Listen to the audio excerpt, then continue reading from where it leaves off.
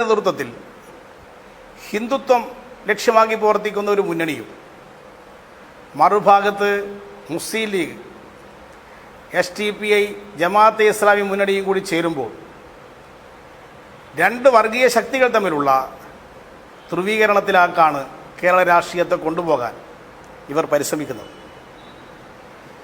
UDFൻ്റെ ഈ നീക്കം, കോൺഗ്രസിൻ്റെ ഈ സമീപനം RSSൻ്റെ നിലപാടുകൾക്ക് ശക്തി പകരുകയാണ് ചെയ്യുക.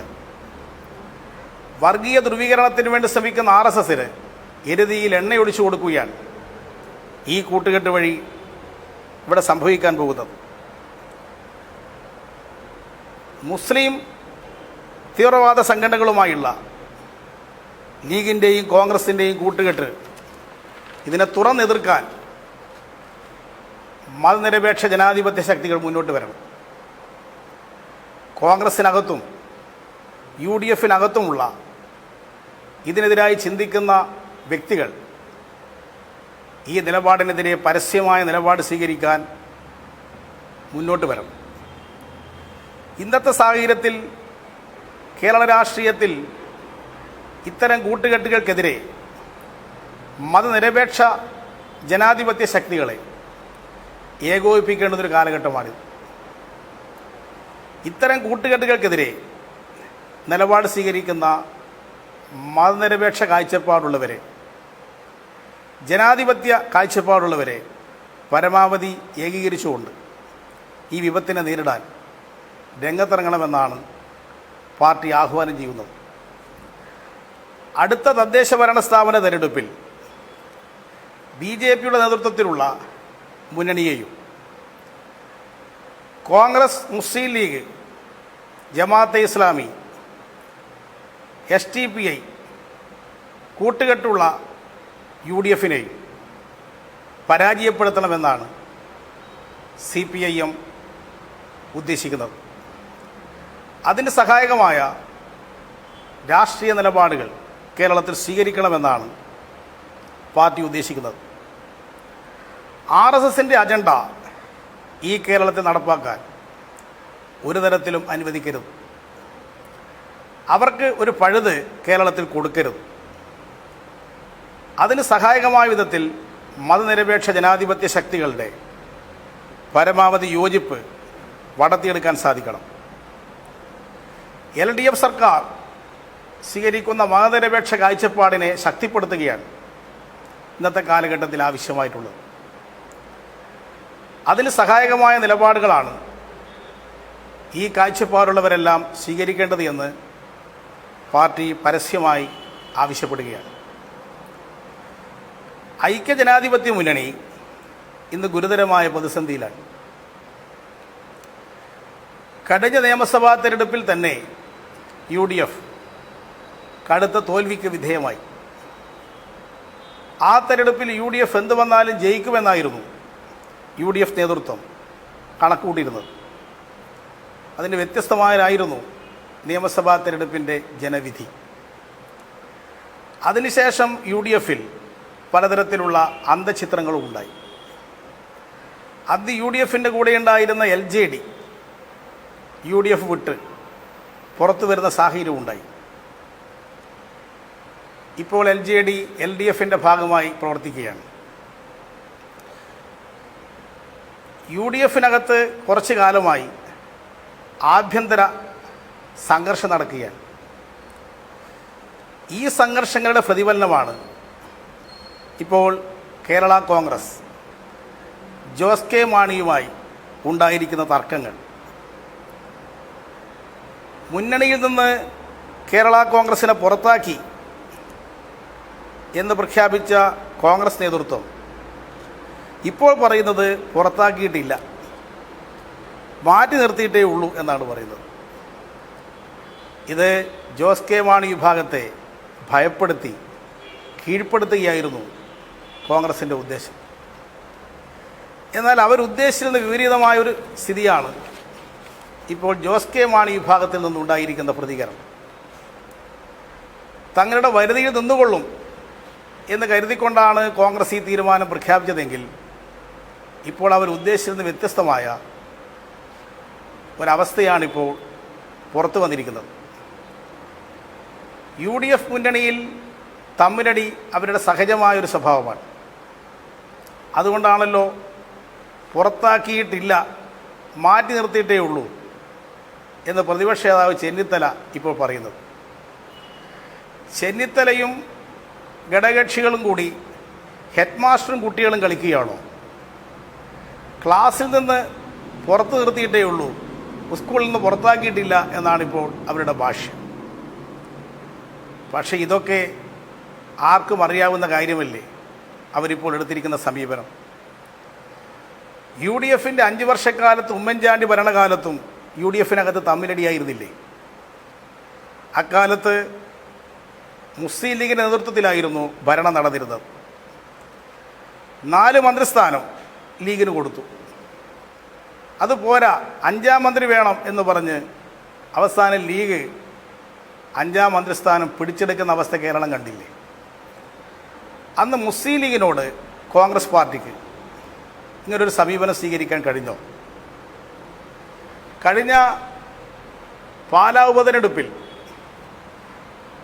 KM മാണിയുടെ മരണത്തിന് ശേഷം നടന്ന ഉപതെരഞ്ഞെടുപ്പിൽ കേരള കോൺഗ്രസ്സിന് 2 ചിഹ്നം നഷ്ടപ്പെട്ടപ്പോൾ ആ 2 ചിഹ്നം വാങ്ങിക്കൊടുക്കാൻ കോൺഗ്രസ് നേതൃത്വത്തിന് കഴിഞ്ഞു.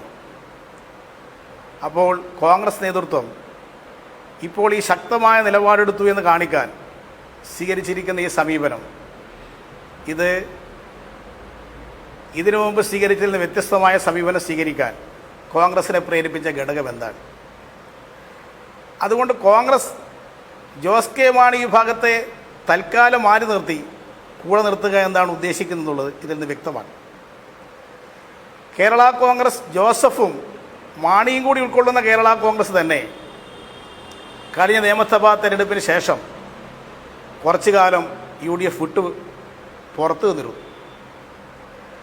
അന്ന് കേരള കോൺഗ്രസിനെ അനുനയിപ്പിക്കാൻ പിന്നീട് ഇടപെട്ടത് ചെങ്ങന്നൂർ ഉപതെരഞ്ഞെടുപ്പിൽ UDFന് എങ്ങനെയെങ്കിലും ജയിക്കണമെന്നുള്ള ഉദ്ദേശത്തിലായിരുന്നില്ലേ? പക്ഷെ ചെങ്ങന്നൂരിൽ കേരള കോൺഗ്രസ് ജോസഫും മാണിയും ഉണ്ടായിട്ടും ചെങ്ങന്നൂരിൽ UDF പരാജയപ്പെട്ടു.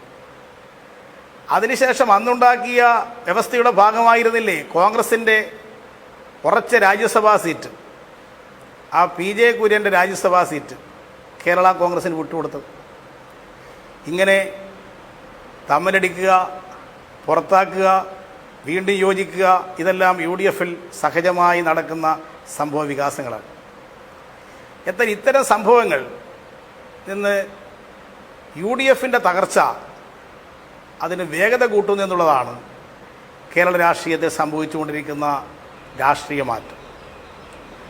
ജോസ് കെ മാണിയെ UDFൽ നിന്ന് പുറത്താക്കിയത് ഐക്യജനാധിപത്യ മുന്നണിയെ ശിഥിലമാക്കും.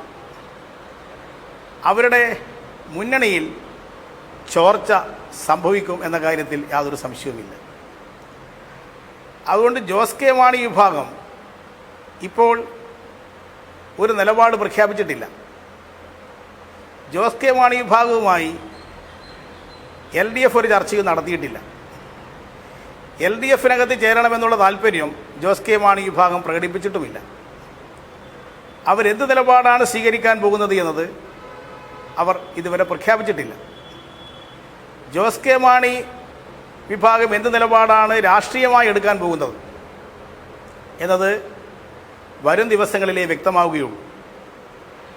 ആ പാർട്ടി എടുക്കുന്ന രാഷ്ട്രീയ നിലപാടുകൾ നോക്കിയായിരിക്കും ആ പാർട്ടിയോട് ഉള്ള സമീപനം സ്വീകരിക്കാൻ ഞങ്ങൾ ഉദ്ദേശിക്കുന്നത്.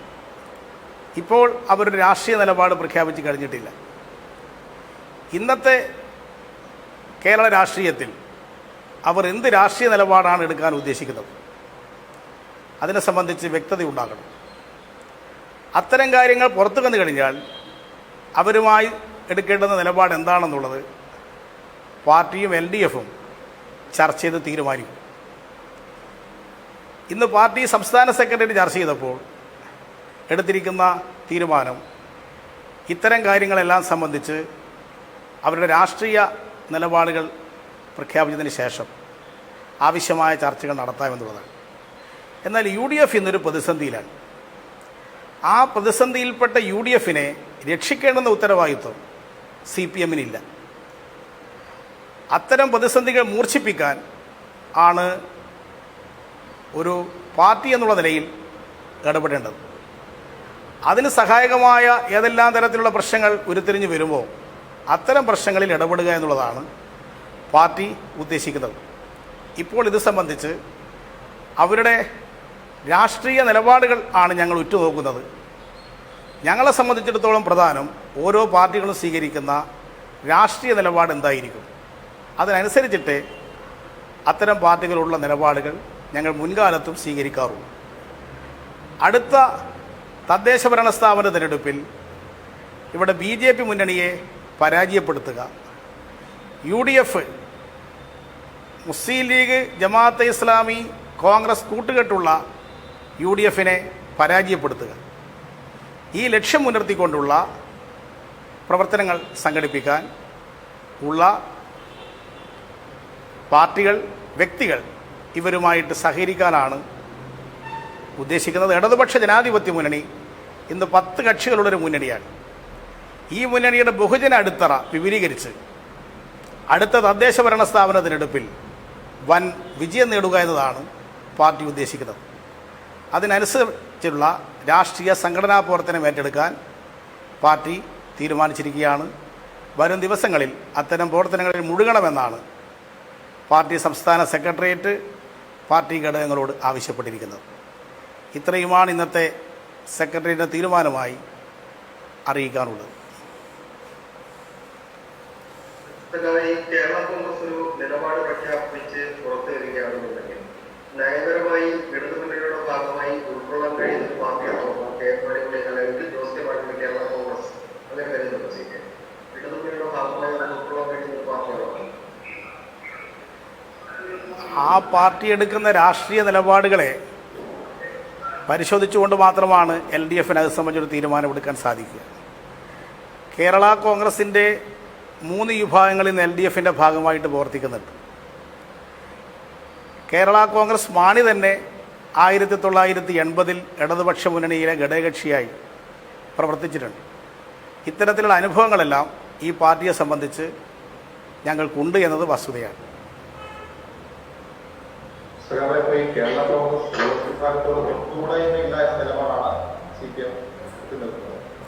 എന്താ കുറച്ചും കൂടി കേരള കോൺഗ്രസ് ജോസ് വിഭാഗത്തോട് തൊട്ടുകൂടായ്മയില്ല എന്ന നിലപാടിലേക്കാണ് CPM എത്തുന്നത് അല്ലേ? അല്ല, ഇപ്പം അങ്ങനെ ഒരു കാര്യവും ഞാൻ പ്രഖ്യാപിച്ചതിനകത്ത് ഇല്ലല്ലോ. അവരുടെ രാഷ്ട്രീയ നിലപാടുകൾ നോക്കി നിലപാടെടുക്കാം എന്നുള്ളതാണ്. ഇപ്പം രാഷ്ട്രീയത്തിൽ വരുന്ന മാറ്റങ്ങളാണ് ഓരോ സന്ദർഭത്തിലും ഞങ്ങൾ പരിശോധിക്കുന്നത്.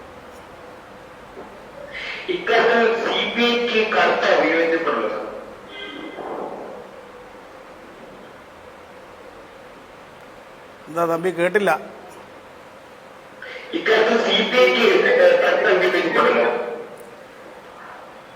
ഓരോ കക്ഷികളെ വിലയിരുത്തുന്ന കാര്യത്തിൽ പ്രശ്നങ്ങളെ സമീപിക്കുന്നതിലും ഓരോ കക്ഷികൾക്കും വ്യത്യസ്ത നിലപാടുകളുണ്ടായിരിക്കും. CPIക്ക് അവരുടേതായ നിലപാടുകൾ ഈ പ്രശ്നത്തിലുണ്ടായിരിക്കും. CPI ഉൾപ്പെടെയുള്ള ഇടതുപക്ഷ മുന്നണി ചർച്ച ചെയ്തുകൊണ്ടായിരിക്കും ഈ കാര്യത്തിൽ അന്തിമ തീരുമാനം കൈക്കൊള്ളുന്നത്.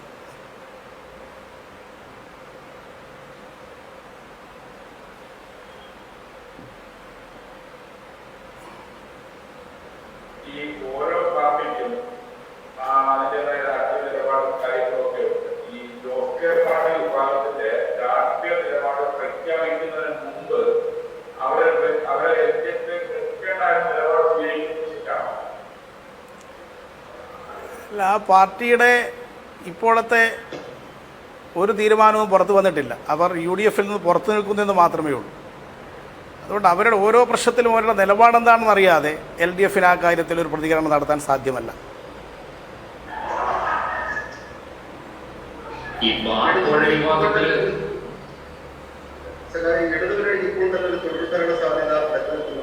കേരള കോൺഗ്രസിനെ കൊണ്ടുവന്നുകൊണ്ട് ആ സാധ്യത നശിപ്പിക്കരുതെന്നുമാണ് ഈ ഇടതുമുന്നണിയുടെ ഏറ്റവും പ്രധാനപ്പെട്ട ഘടകകക്ഷിയുടെ സംസ്ഥാന സെക്രട്ടറി തന്നെ പറയുന്നത്.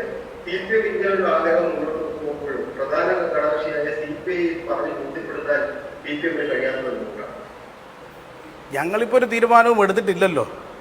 തീരുമാനം എടുത്തു എന്നുള്ള നിലയിൽ നിങ്ങളത് വ്യാഖ്യാനിക്കുകയാണ് ചെയ്യുന്നത്. ഇന്നത്തെ ഇടതുപക്ഷ മുന്നണിക്ക് തന്നെ UDF-നെ തോൽപ്പിക്കാനുള്ള കഴിവുണ്ട് എന്ന് കഴിഞ്ഞ നിയമസഭാ തെരഞ്ഞെടുപ്പിൽ തെളിയിക്കപ്പെട്ടിട്ടുണ്ട്. അന്ന് UDF-ന്റെ കൂടെ ഉണ്ടായിരുന്ന LGD പിന്നീട് ഇടതുപക്ഷ മുന്നണിയുടെ ഭാഗമായിട്ട് വരികയും ചെയ്തിട്ടുണ്ട്. തദ്ദേശഭരണ ഉപതെരഞ്ഞെടുപ്പുകളിലും LDF-ന് വിജയിക്കാൻ സാധിച്ചിട്ടുണ്ട്. അസംബ്ലി ഉപതെരഞ്ഞെടുപ്പുകളിലും LDF-ന് വിജയിക്കാൻ സാധിച്ചിട്ടുണ്ട്. പക്ഷെ മുന്നണിയെ സംബന്ധിച്ച് ഞങ്ങൾക്കുള്ള കാഴ്ചപ്പാട് CPIM-ന് കേരളത്തിൽ തനിച്ച് ഭരണം കിട്ടുന്നൊരു സാഹചര്യം വന്നാലും ഞങ്ങൾ മുന്നണിയായിട്ട് തന്നെയേ മത്സരിക്കുള്ളൂ. ഞങ്ങൾക്ക് ഒറ്റയ്ക്ക് ഭരണം കിട്ടുമോ എന്നുള്ളത് നോക്കിയിട്ടല്ല വിവിധ കക്ഷികളുമായിട്ട് ധാരണയും നീക്കുപോക്കും മുന്നണിയും ഉണ്ടാക്കുന്നത്. ഇടതുപക്ഷ ജനാധിപത്യ പ്രസ്ഥാനത്തെ കൂടുതൽ വിപുലീകരിക്കാൻ സാധ്യമാകുന്ന അവസരങ്ങൾ ഞങ്ങൾ ഉപയോഗിക്കും. CPM-ന് മാത്രം ജയിക്കാൻ പറ്റുന്ന കുറേയധികം പഞ്ചായത്തുകൾ സംസ്ഥാനത്തുണ്ട്. ആ പഞ്ചായത്തുകളിലും മറ്റൽ ഘടകകക്ഷികളുമായി നമ്മൾ മുന്നണി ഉണ്ടാക്കിയിട്ടാണ് മത്സരിക്കുന്നത്. കേരളത്തിൽ LDF-ന് CPM-ന് മാത്രമായി ഭരിക്കാൻ സാധിക്കുന്ന ഒരു സാഹചര്യം വന്നാലും ഇടതുപക്ഷ മുന്നണിയായിട്ട് തന്നെ CPIM പ്രവർത്തിക്കും. അത് മുന്നണിയെ സംബന്ധിച്ചുള്ള ഞങ്ങളുടെ കാഴ്ചപ്പാട് അത്തരത്തിലുള്ളതാണ്. ഈ ജനവിധിയോടുള്ള ഇവിടെ തന്നെ കുടിയേറ്റക്കാവ് ദേശാഭിമാനി എഴുതിയ ലേഖനത്തിൽ വ്യക്തമാക്കുന്നുണ്ടായിരുന്നു. എന്നാൽ ഇന്നലെ CPIയുടെ സംസ്ഥാന സെക്രട്ടറി പറയുന്നത് അവരുടെ ജനപിന്തുണ എന്താണെന്ന് പാലാ ഉപതെരഞ്ഞെടുപ്പിൽ കണ്ടതാണ്. ആ പാർട്ടിക്ക് ജനപിന്തുണ ഉണ്ട് എന്ന നിലപാട് CPI ഇപ്പോഴുണ്ട്. UDF-നകത്ത് ജനപിന്തുണയുള്ള കക്ഷികളൊന്ന് കോൺഗ്രസും മുസ്ലിം ലീഗും കഴിഞ്ഞാൽ ആ മുന്നണിക്കകത്ത് കേരള കോൺഗ്രസിനാണ് ജനപിന്തുണയുള്ള ഒരു കക്ഷി. ഒരു തെരഞ്ഞെടുപ്പിൽ തോറ്റു എന്നുള്ളത് കൊണ്ട് ഞങ്ങളും ചില തെരഞ്ഞെടുപ്പിലൊക്കെ തോറ്റിട്ടില്ലേ?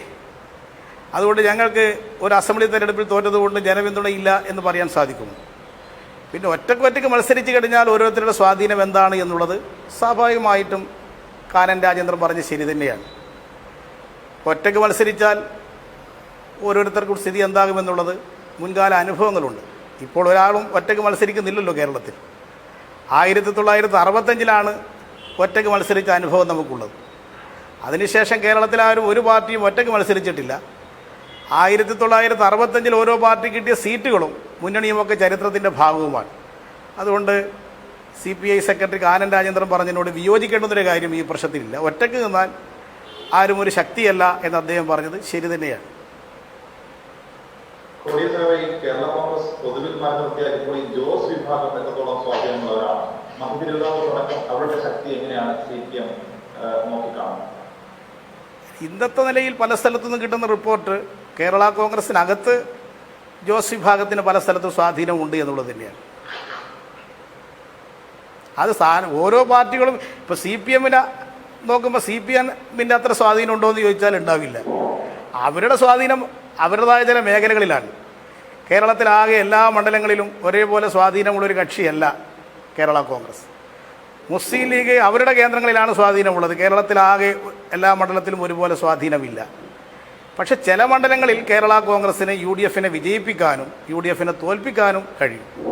അതാണ് ഈ കക്ഷികൾക്ക് ഓരോ പാർട്ടികൾക്കുമുള്ള സ്വാധീനം വിലയിരുത്തുമ്പോൾ പ്രധാനമായി കേരള രാഷ്ട്രീയത്തിൽ മുന്നണി സംവിധാനത്തിൽ പരിശോധിക്കപ്പെടുന്നത്.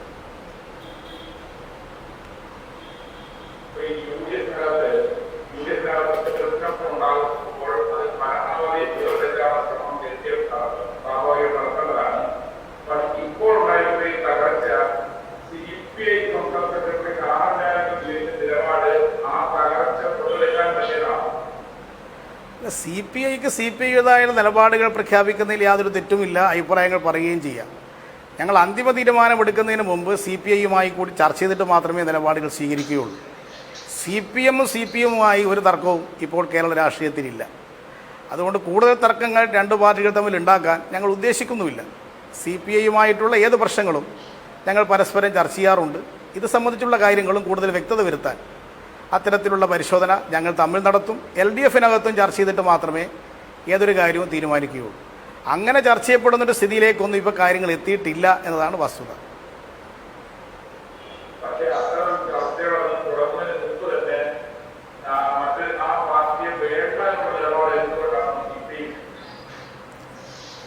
CPIക്ക് ഓരോ പ്രശ്നത്തെ സംബന്ധിച്ച് അവരുടേതായ നിലപാടെടുക്കുന്നതിൽ തെറ്റില്ല.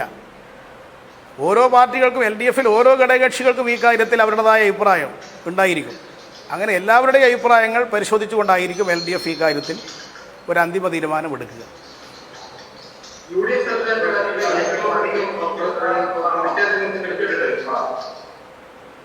അങ്ങനെ UDF സർക്കാരിന്റെ കാലത്ത്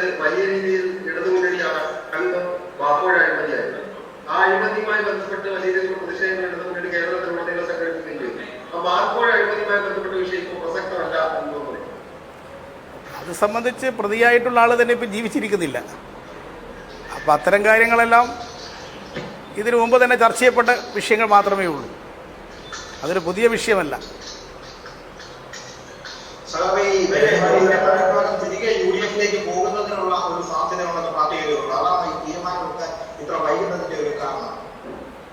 അല്ല, അവർക്ക് UDF-ലേക്ക് തന്നെ തിരിച്ചു പോകണമെന്നാണ് അവർ ഉദ്ദേശിക്കുന്നതെങ്കിൽ ഞങ്ങൾ തടസ്സപ്പെടുത്താൻ ഉദ്ദേശിക്കുന്നില്ല. പക്ഷേ UDF-നകത്തുണ്ടായ തർക്കം പരിഹരിച്ചു കൊടുക്കാൻ ഞങ്ങൾ ഇടപെടാൻ ഉദ്ദേശിക്കുന്നില്ല. ആ സംഘർഷം എങ്ങനെയെങ്കിലും പരിഹരിക്കുന്ന വിധത്തിലുള്ള നിലപാടുകൾ എടുക്കാൻ CPM ഉദ്ദേശിക്കുന്നില്ല.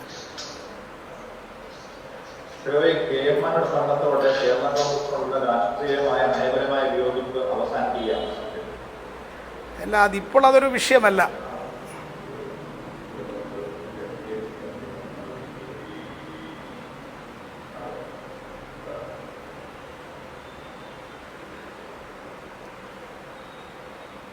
ശരി, ഇത് സംബന്ധിച്ച് ഇത്രയല്ലേ ഉദ്ദേശിക്കുന്നുണ്ടോ? നിലവിലെ രാഷ്ട്രീയ സ്വാധീനം മെച്ചപ്പെടുത്താൻ ഒരു പുതിയ മുന്നണിയുടെ കൂടി ആവശ്യം മുന്നണിക്കുണ്ടോ? അത് ഞാൻ പറഞ്ഞല്ലോ, LDF-ന് ഇന്നത്തെ നിലയിൽ UDF-നെ തോൽപ്പിക്കാൻ LDF തന്നെ മതി. പക്ഷേ LDF ഞങ്ങൾ തന്നെ മതി, അതുകൊണ്ട് ഇനി ആരും വേണ്ട. ആരെങ്കിലും എന്തെങ്കിലും നിലപാട് ഞങ്ങൾക്ക് അനുകൂലമായിട്ട് എടുക്കുന്നുണ്ടെങ്കിൽ വേണ്ട എന്നുള്ള സമീപനം ഞങ്ങൾ എടുക്കില്ല. അതാണ് ഞാൻ പറഞ്ഞ CPM-ന് തനിച്ച് ഭൂരിപക്ഷം കിട്ടുന്ന അവസ്ഥ കേരളത്തിൽ വന്നാലും ഞങ്ങൾ മുന്നണിയായിട്ടാണ് മത്സരിക്കുക. ഞങ്ങളുമായി സഹകരിക്കുന്നവരുമായിട്ട് സഹകരിക്കാൻ ഞങ്ങൾ തയ്യാറാവും. അതുകൊണ്ട് ഇടതുപക്ഷ മുന്നണിക്ക് എന്തോ ബുദ്ധിമുട്ട് വന്നുപോയി, അതുകൊണ്ട് ഇങ്ങനെയുള്ള ആളുകളെല്ലാം കൂട്ടുന്നു എന്നുള്ള അർത്ഥത്തിൽ എടുക്കേണ്ടതായിട്ടില്ല. UDF ഇപ്പോൾ ജമാഅത്തെ ഇസ്ലാമി STP-യുമായി കൂട്ടുകെട്ടുണ്ടാക്കി എന്തുകൊണ്ടാണ്? അവർക്ക് പരാജയ ഭീതി കൊണ്ടാണോ? അല്ലേ? അത് അവരല്ലേ വ്യക്തമാക്കേണ്ടത്. അത്തരം കൂട്ടുകെട്ടുകൾ ഉണ്ടാക്കുന്ന ആപത്തിനെക്കുറിച്ചാണ് ഞങ്ങളിപ്പോൾ ചർച്ച ചെയ്യപ്പെടുന്നത്. ആ കൂട്ടുകെട്ടുകൾക്കെതിരായിട്ട് ചിന്തിക്കുന്നവരുമായിട്ട് ആശയവിനിമയം നടത്തി പരമാവധി പേരെ യോജിപ്പിക്കാനുള്ള പരിശ്രമങ്ങൾ സംഘടിപ്പിക്കണമെന്നാണ് ഞങ്ങളുടെ കാഴ്ചപ്പാട്.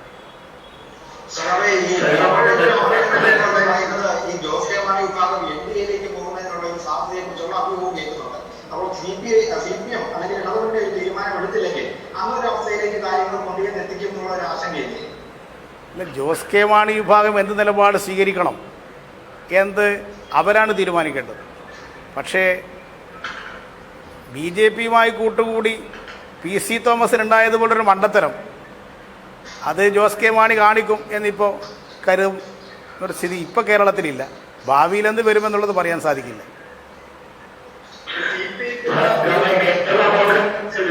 വിഭാഗം LDF-ന്റെ ഭാഗമായിരുന്നു. പിന്നീട് അവർ മന്ത്രിസ്ഥാനം രാജിവെച്ച് തിരിച്ച് UDF-ലേക്ക് പോകുന്നൊരു അവസ്ഥ നമ്മൾ കണ്ടതാണ്. അതുകൊണ്ട് തന്നെ എന്തൊരു ധൈര്യത്തിലാണ് ഇപ്പോൾ ജോസ് കെ മാണിയെ LDF-ലേക്ക് തിരിക്കുക? നിങ്ങളിതൊക്കെ വ്യാഖ്യാനിക്കുന്നതാണ്. അങ്ങനെ ഒരു തീരുമാനം ഇപ്പം ഞാൻ പറഞ്ഞതിനകത്തില്ല. അവരുടെ രാഷ്ട്രീയ നിലപാടുകൾ നോക്കിയതിന് ശേഷം LDF തീരുമാനിക്കുമെന്നാണ് ഞാൻ പറഞ്ഞത്. ഇപ്പം നിങ്ങളത് വ്യാഖ്യാനിച്ച് ഇത്തരത്തിൽ ഒരു നിലപാടെടുക്കുകയാണ് ചെയ്യുന്നത്. അത്തരമൊരു നിലപാടെടുക്കേണ്ട ഘട്ടം ഇപ്പോൾ ആയിട്ടില്ല.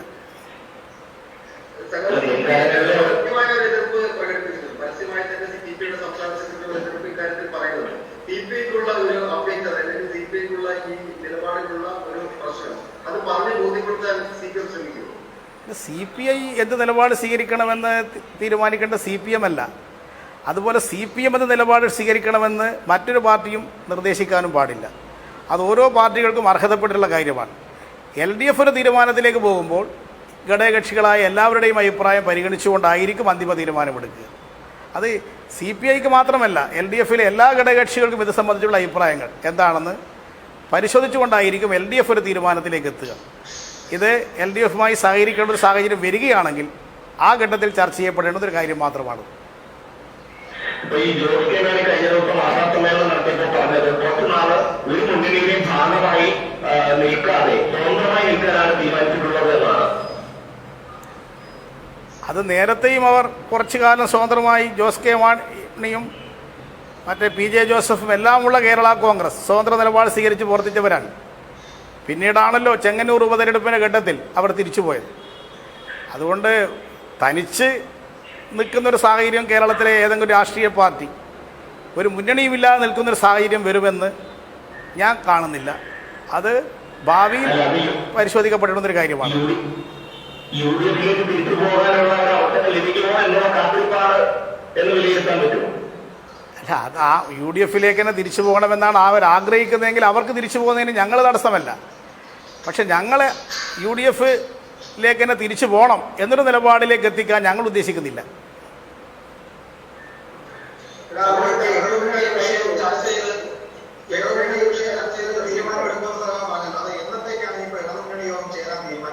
അതിൻ്റെ ഡേറ്റൊന്നും ഇപ്പം തീരുമാനിച്ചിട്ടില്ല. സന്ദർഭത്തിനനുസരിച്ച് തീരുമാനിച്ച് ഉചിതമായ തീരുമാനം ഉചിതമായ സമയത്ത് കൈക്കൊള്ളും.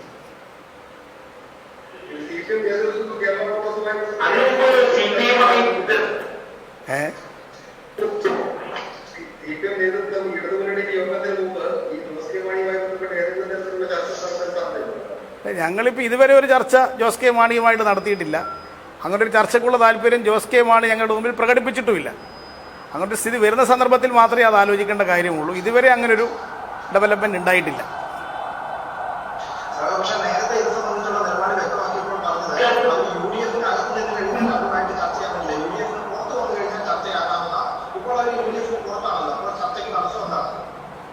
അല്ല, UDF-ന്ന് പുറത്ത് വന്നപ്പോൾ അവർ രാഷ്ട്രീയ നിലപാടിപ്പം പ്രഖ്യാപിച്ചിട്ടില്ല.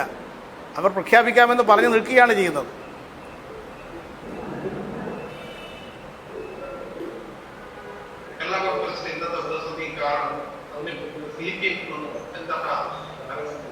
എങ്ങനെ?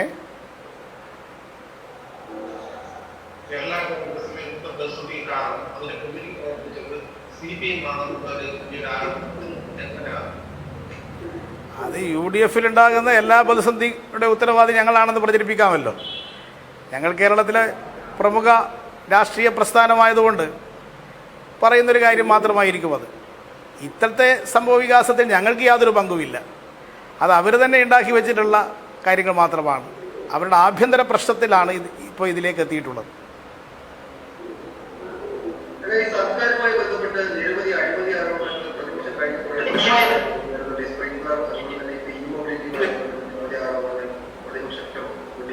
CPM നേതൃത്വത്തിൽ ഉയർന്നിരുന്ന ആരോപണങ്ങൾ എല്ലാ ഘട്ടത്തിലും പരിശോധിക്കുമ്പോൾ CPM നേതൃത്വം പറയുകയും ചെയ്തിട്ടുണ്ട്. ഇപ്പോൾ ഉയർന്നുകൊണ്ടിരിക്കുന്ന ഈ കോമ്പറ്റീറ്റീവുമായി ബന്ധപ്പെട്ട വിഷയം പാർട്ടി നേതൃത്വം പരിശോധിക്കും.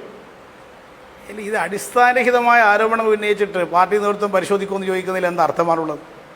അവർക്ക് വ്യക്തമായ തെളിവുണ്ടെങ്കിൽ വ്യവസ്ഥാപിതമായ മാർഗങ്ങളിൽ കൂടി വിജിലൻസിനെ സമീപിക്കാം, കോടതിയെ സമീപിക്കാം. അങ്ങനൊരു തെളിവുമില്ലാത്തത് കൊണ്ടല്ലേ ഇങ്ങനെ പൊയ്വടികൾ വെട്ടിക്കാൻ വേണ്ടി അവർ തയ്യാറാകുന്നത്. ഏതെങ്കിലും ഒരു കാര്യത്തിൽ ഒരു ഉന്നയിച്ച ആരോപണങ്ങൾ അവർ ഉറച്ചു നിൽക്കുന്നുണ്ടോ? ഗുരുതരമായ ആരോപണം ഉന്നയിക്കുക, കുറച്ച് ദിവസം കഴിഞ്ഞാൽ പറയുക ആ ആരോപണം ഗവൺമെൻറ് പറഞ്ഞ വിശദീകരണത്തോടു കൂടി ഞങ്ങൾ തൃപ്തരായി എന്ന് പറയുക. ഇതല്ലേ പ്രതിപക്ഷ നേതാവ് ചെയ്തുകൊണ്ടിരിക്കുന്നത്. കുറച്ച് ദിവസം കഴിഞ്ഞാൽ ഇതും അവർ പറയും ഞങ്ങളിപ്പോൾ തൃപ്തരാണ് എന്ന്. അതുകൊണ്ട് അവർ തന്നെയാണ് ആ കാര്യത്തിൽ തീരുമാനമെടുക്കേണ്ടത്. ഞങ്ങൾക്ക് ഈ കാര്യത്തിൽ യാതൊരുവിധ സംശയവുമില്ല. സംശയം ഞങ്ങൾക്കില്ലാത്ത കാര്യം ഞങ്ങൾ തന്നെയാണ് ചർച്ച ചെയ്യാൻ പോകേണ്ട കാര്യം. അഴിമതി രഹിതമായ കാര്യങ്ങളാണ് ഗവൺമെൻറ് നടത്തുന്നത്. തെറ്റായിട്ട് ഏതെങ്കിലും നടക്കുന്നതായിട്ട് അവർക്ക് തെളിവുകളുണ്ടെങ്കിൽ അവർ അത് പുറത്തു കൊണ്ടുവരട്ടെ. ശരി, എല്ലാ കാര്യങ്ങളും ആയതുകൊണ്ടല്ലേ നിർത്താം. Thank you.